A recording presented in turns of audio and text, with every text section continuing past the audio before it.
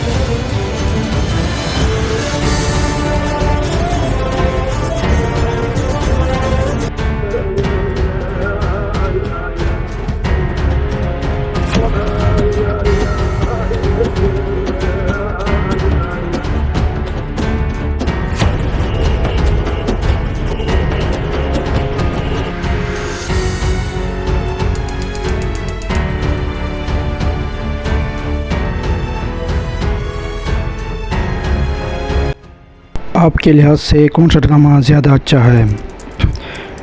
Comment section में लिखें कि कौन सा ड्रामा ज़्यादा अच्छा है। दुआ में याद रखें। मज़ीद इस तरह की वीडियोज़ के लिए चैनल को सब्सक्राइब करें। अल्लाह हाफ़िज़।